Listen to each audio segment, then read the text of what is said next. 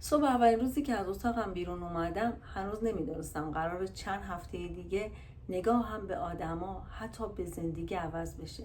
وسط اون همه شلوغی دیوارایی دیدم که از زمین تا سقف پر بودن از کتاب و فیلم. همون لحظه فکر کردم انگار وارد خونه یه نویسنده یا مترجم شدم.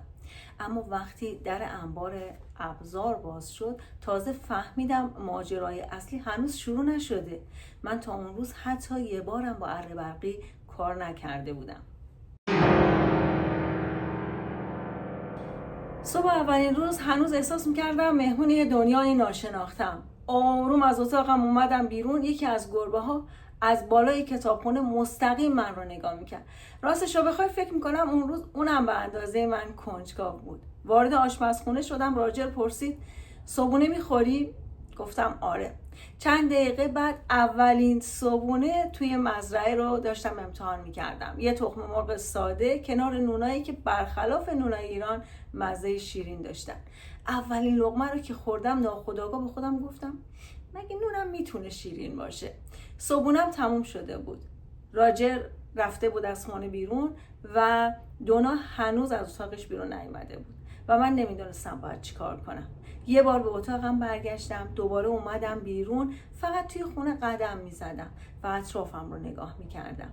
وسط اون همه شلوغی چیزی که بیشتر از هر چیزی توجه منو جلب کرد دیوارایی بودن که از زمین تا نزدیک سقف پر بودن از کتاب و کتاب های قدیمی، فیلم های قدیمی، صفحه VHS و صفحه های موسیقی. انگار وارد خونه یه نویسنده یا مترجم شده بودم. وجود تمام شلوغی های این خونه این کتابا بودن که بیشتر از هر چیزی داشتن شخصیت صبحونه رو به من نشون میدادن. بعد دونا از اتاق اومد بیرون. اولین چیزی که برداشت فنجون قهوهش بود. بعدا فهمیدم قهوه بخش جدا نشدنی صبحای دنا هست. صبحونه نمیخورد ولی قهوه همیشه کنارش بود.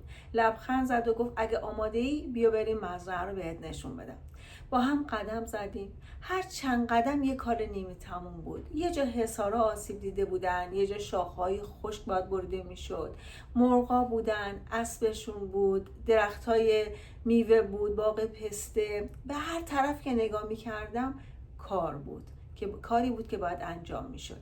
حجم کار واقعا زیاد بود، اما اون روزا یه چیز رو خوب یاد گرفته بودم، اونم از مادرم که چشم میترسه و دست کار میکنه. پس بنابراین هیچ وقت به بزرگی کار نگاه نکن، فقط شروع کن. کوچولو کوچولو از 1 متر شروع کن. بعد از این مدتی میبینی که کارا همش انجام شده.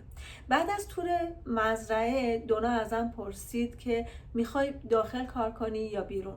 راستشو بخوای اون روزا هنوز از انگلیسی حرف زدنم خجالت میکشیدم، برای همین کار بیرون رو انتخاب کردم. بعد دونا در انبار رو باز کرد. داخلش پر بود از ابزارهایی که واقعا خیلیاشو من نمیشناختم. گوشه انبار 4-5 تا اره برقی رو دیدم. نگاه هم روی اره برقی قفل شد. دونا گفت آره، قراره با همین اره ها شاخه های خشک رو قطع کنی. میتونی این کار رو انجام بدی؟ من فقط سرم رو تکون دادم. اما یه مشکل کوچیک داشتم. تا اون روز حتی 1 بارم من با اره برقی کار نکرده بودم.